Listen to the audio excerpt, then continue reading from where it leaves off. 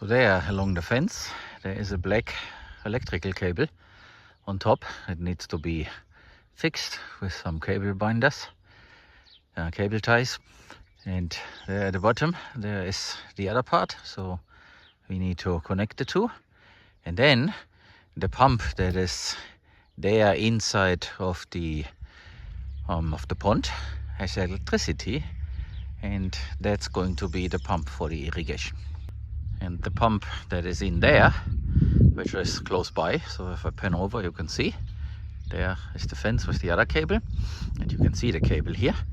So that pump in there is basically for the farmyard and other things, and currently it is solar powered, and we have the ability, let me show you. So here we have the ability to turn the pump on and off and switch from solar to grupo, which means generator, but we will use that connection to connect another cable that goes straight to the farmyard where we have the bigger solar system, so that this thing also will work at night or when there is not enough sunshine, because that pump will then provide enough pressure so that the showers and all other things in the farmyard can work. We do have another pump in our temporary house, which is then not needed, so we can basically keep this off and also receive the pressure from here.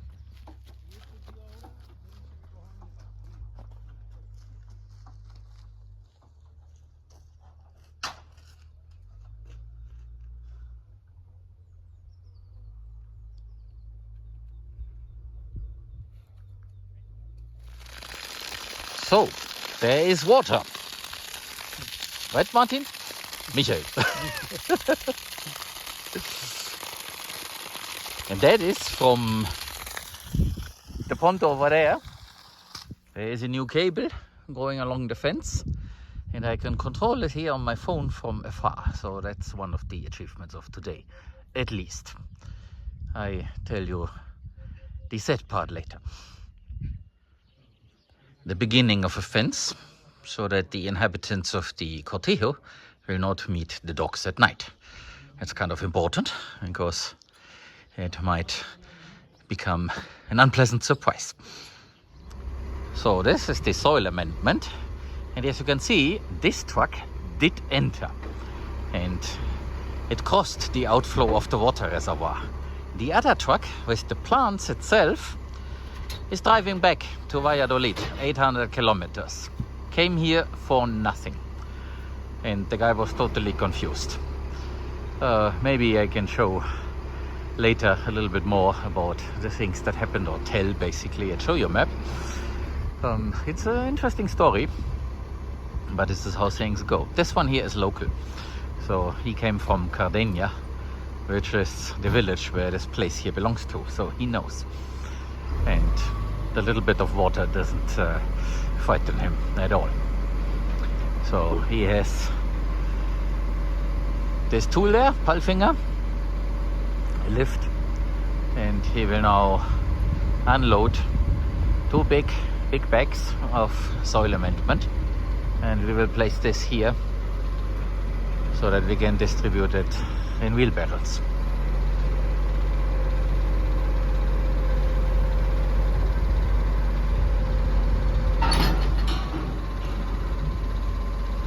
It's quite interesting to see the differences between companies and people in the same place and in the same culture. It's always been fascinating to me. I have been to many different places, including 6 months in China, and so I've seen a lot. And it's always astonishing how different we humans can be in our decision making.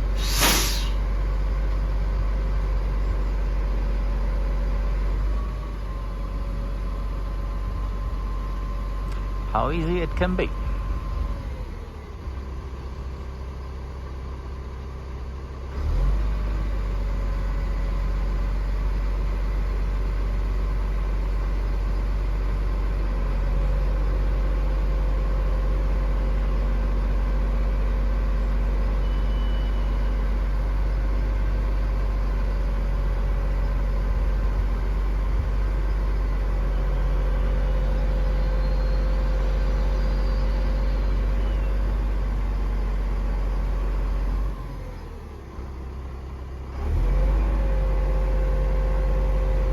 And he even did ask what it is.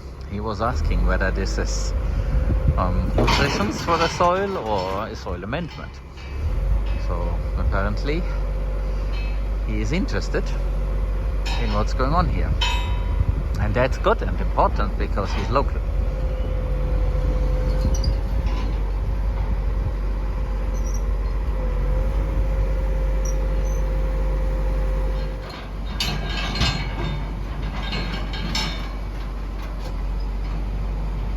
It couldn't be easier.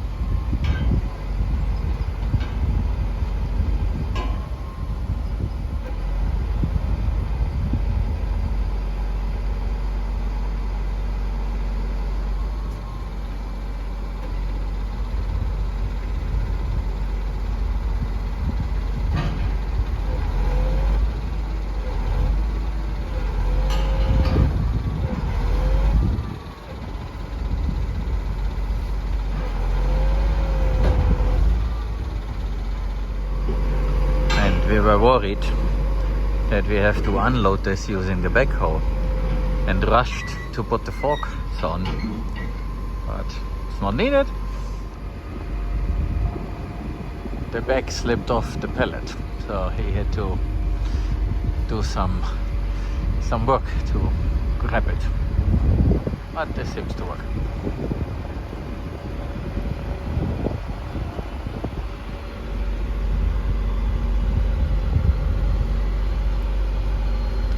This is now 1200 kilo of soil amendment, and we are supposed to add this to the soil as we prepare it.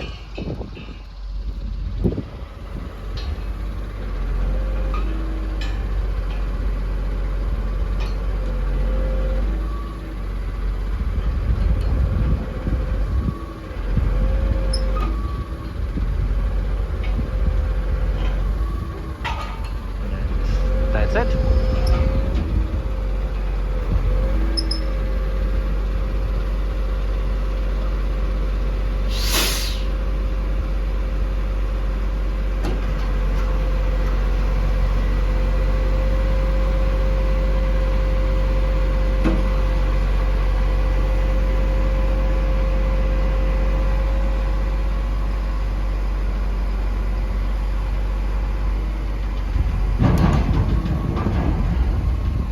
Every single piece that is hanging here from the ceiling is accounted for individually. Nothing can escape. Each leg has a label with an identification number. Now Angel is taking one out to have a closer look. And here it is. You can see how yellow the fat is, and you can also notice how it has shrunk. Now the weight is significantly less than when it was fresh. When you start cutting the ham, it is important to keep this fat in order to close the cut surface again, so that it won't dry out. To get your own leg of ham, you can head over to our web shop and order some. There are two options for you to buy the ham. We offer envelopes with 100 grams of hand-sliced pieces of ham. And there is the full leg. In the case of a front leg, it's about 4 to 6 kilo each. Families in Spain keep the leg in the kitchen and everybody cuts off a slice whenever they are hungry. So he just crossed this without any problem. He is saluting. So this is all good, and you can see how this looks like. Today is Friday. And on Monday the trouble was just started, and now the water level is more or less okay. So with a jeep or another 4x4, it's high enough.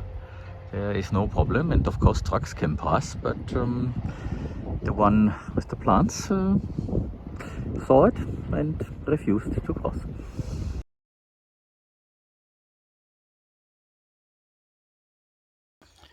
Good morning. We have some luck today. We got an expert in beekeeping who has come here and will help us to transfer the bees from the roof to a better place, a few meters apart, away from the house. And I hope to show you how this goes.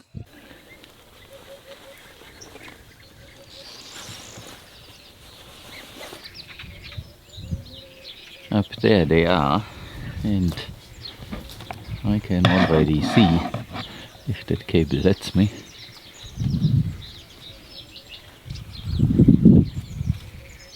that here they have made their nest. Let me improve this. There, you can see it. It has already grown quite a bit.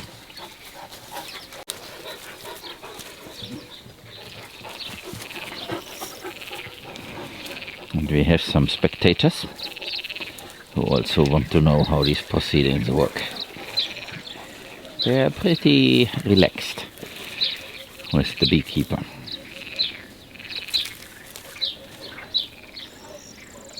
They know how a person is. But of course, Schneemann is doing a round, telling everybody he's boss amongst the dogs.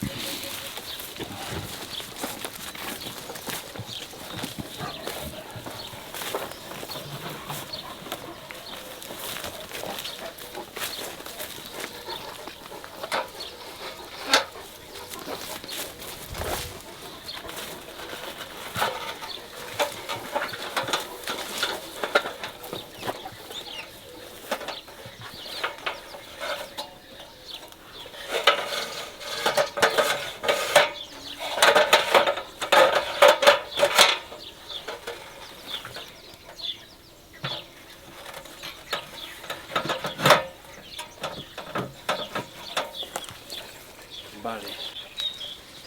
We have been instructed to keep a distance, so I will observe the proceedings from here.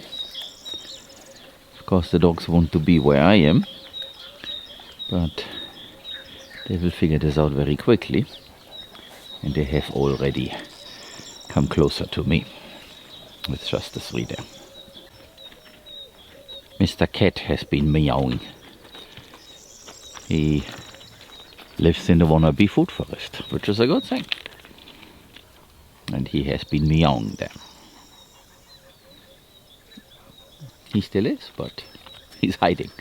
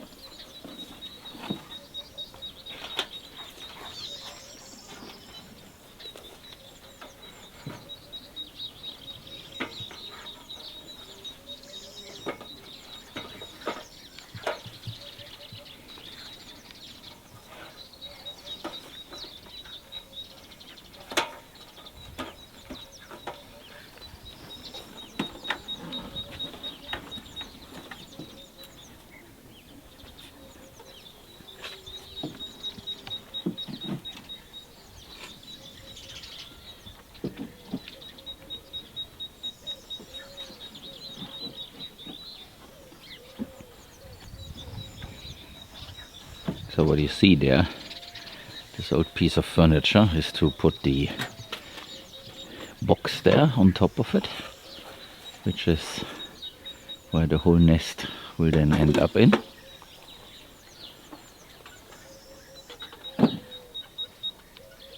And then the plan is to move this a few meters, not too far, so that they will come to the new place.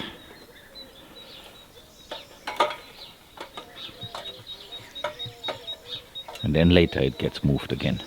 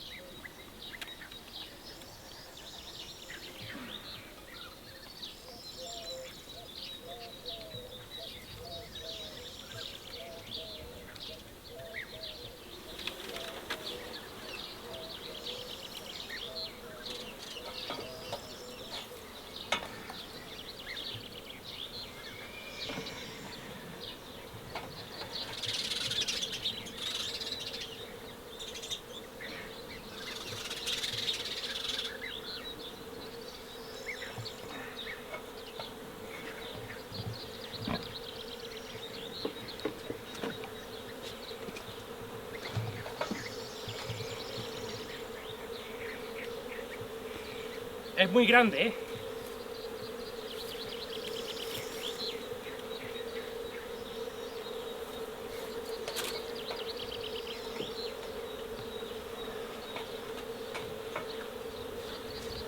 Let's see if I can go to the other side.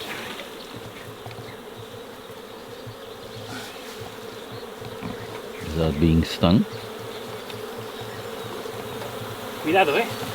Voy al otro lado.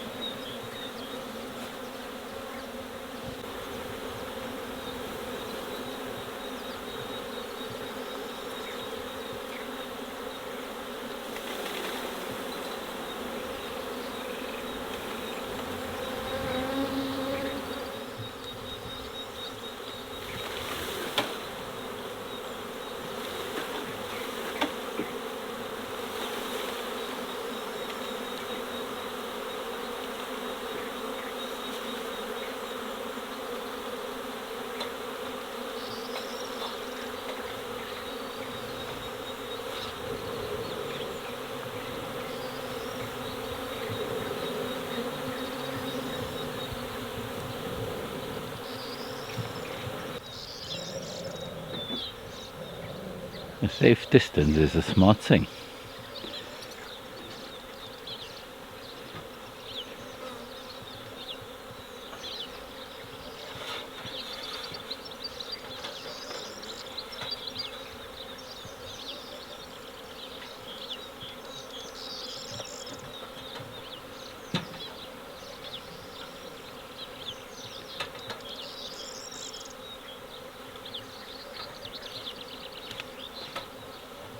And you can see here in the foreground, by the way, that the Bermuda grass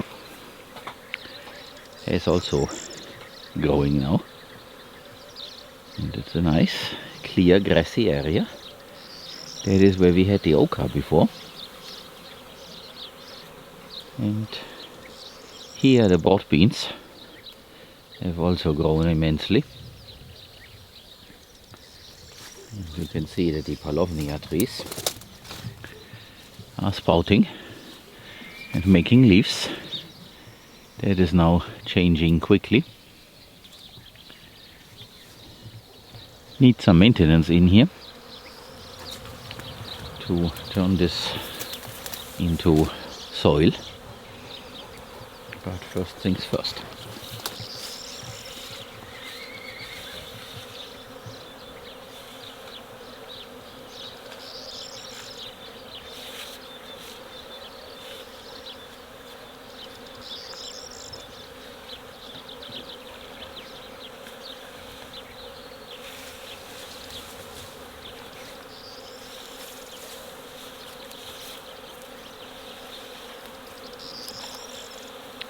They get brushed away.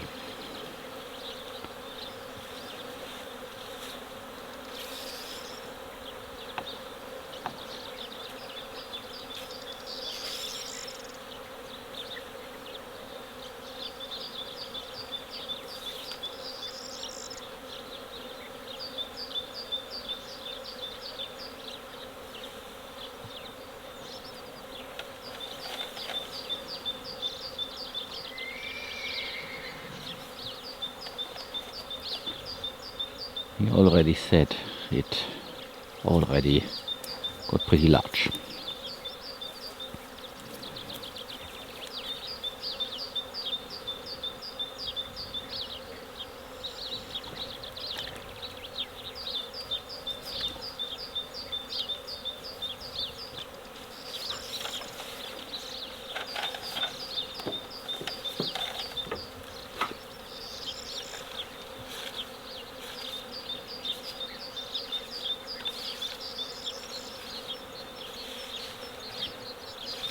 We are thinking to put this here so that it's not too far away from the old location, but that they don't continue to build in the roof, because there's a tiny little opening thanks to the birds, and apparently they have found that.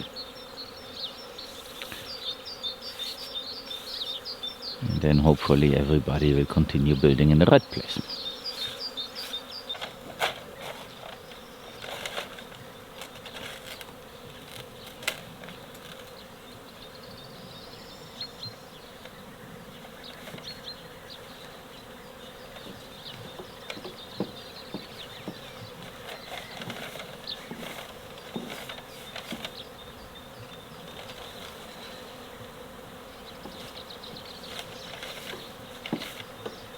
Next house that I build will not have this overhang.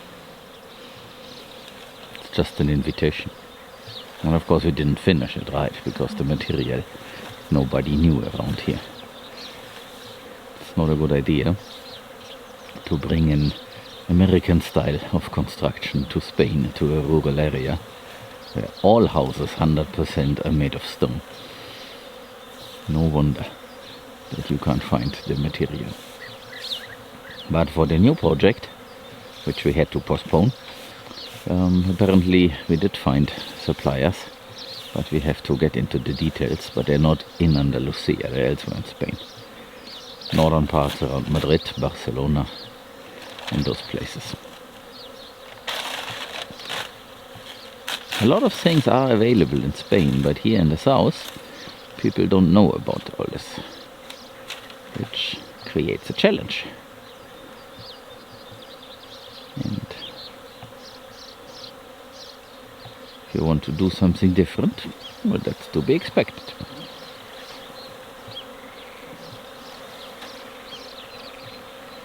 Just makes it more complicated, not impossible.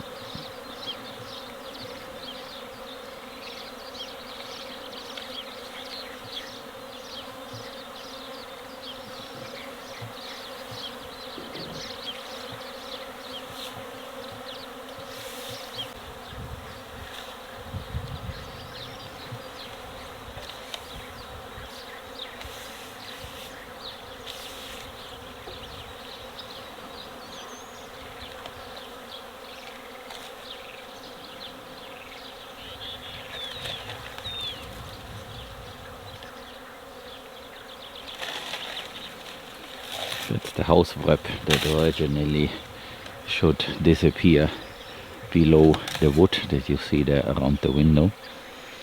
But we simply did not finish this. And it has been a nuisance ever since.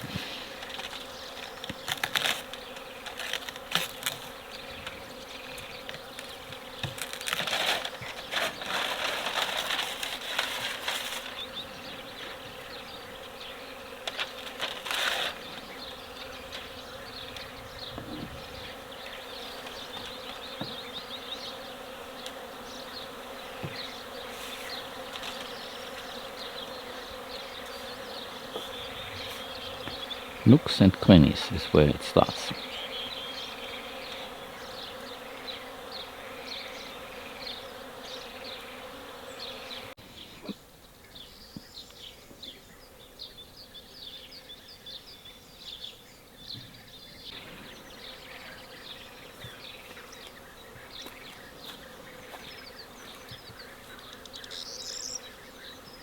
Voy a volver a hacer más humo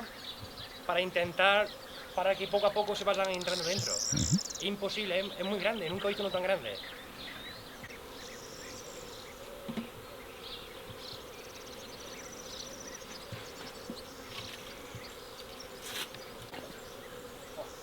Está lleno.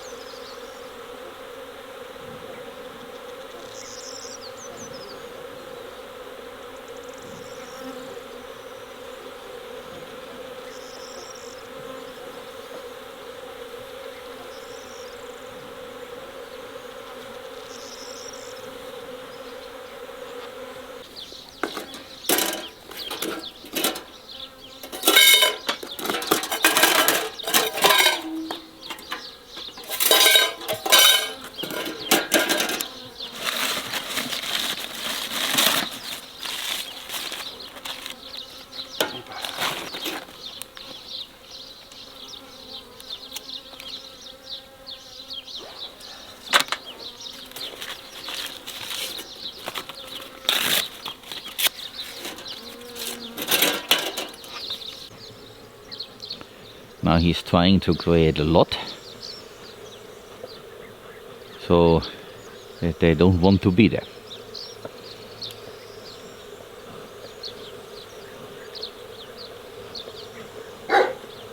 So they get out of all the different places. I have to keep a good distance, but still here and there one is venturing out. And the dogs don't like it because it's fire, and somehow their protective instinct seems to be kicking in, which is good.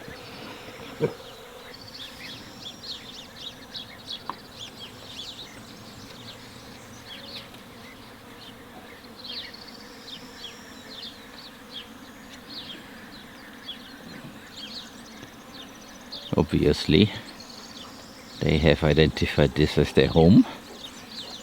Now they don't want to leave, which is why the new place should be pretty close. I read somewhere something about 5 meters, and he did not say anything different, which is why we have this just there, behind all that stuff. It's a bit protected, and it's a warm place also, so the hope is that they will like it.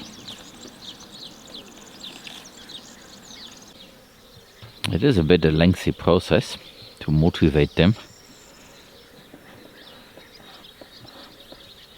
to leave the place.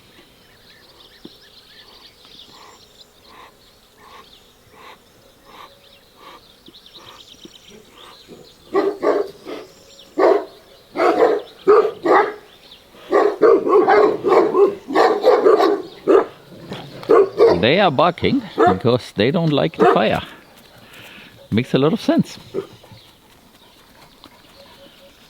So these doggies will alert me if there is a fire somewhere. So that's good. It's very good to know. And interestingly, it's the females who are mostly alerting to the presence of smoke.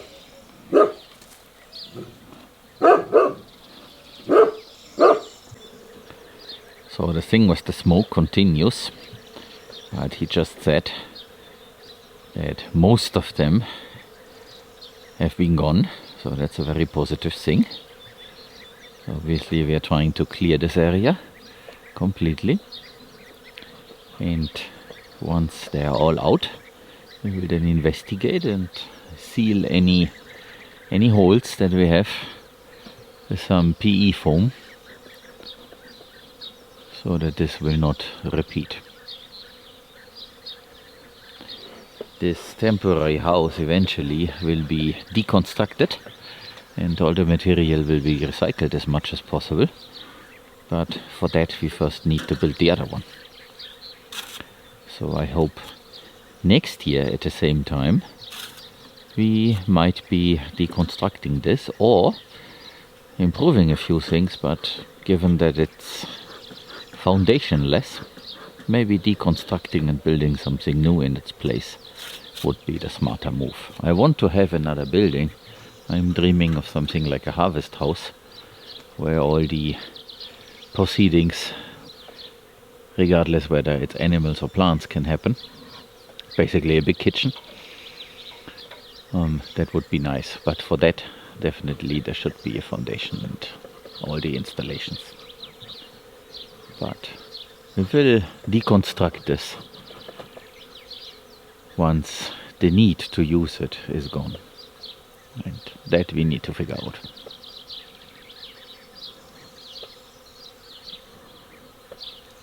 What I can mention is, yes, we are doing things now in a completely different way.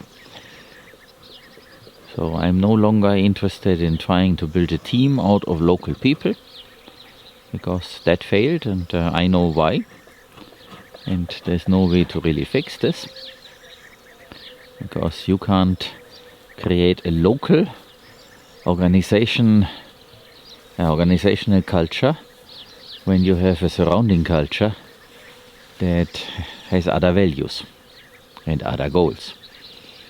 So that's a pretty futile attempt, and I don't have the resources for that. So this is not going to happen anymore. So now I rather use the concept of crew. It means people who like to participate and also have prior knowledge. It does not mean volunteers. Volunteers is a different thing, it's a third thing. So by crew I mean someone who is knowledgeable, has experience with something, comes here 6 months, gets employed, gets paid, and that is then crew. Yeah, like the crew of a cruise ship or an airplane where a journey is being performed, and then the crew goes separate ways after the trip. In that fashion. Team would be a long-term commitment, and that's totally different. And volunteers is a third thing. This is not a nice word. This is a completely different thing, and I hope that soon I can show you what my idea of volunteering and how to treat volunteers is. I have a single bee here that is swarming me.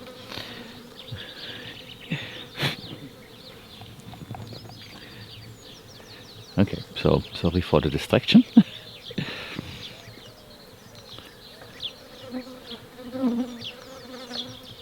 So he is now trying to do the same thing with the other place. That single bee came back.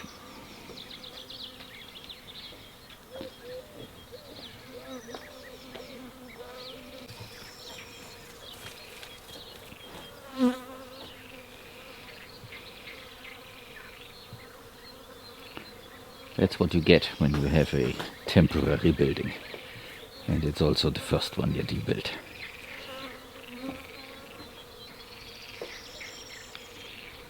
And I'm not a carpenter or any other trade.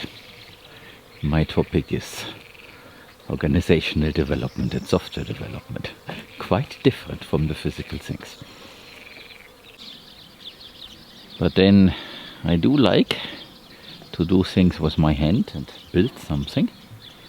That has always been my interest and passion. So that something exists that hasn't been there before, or is working in a certain manner. And that's one of the motivations why I'm doing all these things that I do here. It's lifelong learning. But then of course mistakes happen, and that's how we learn. That is the case from early on, and some of us never stop learning.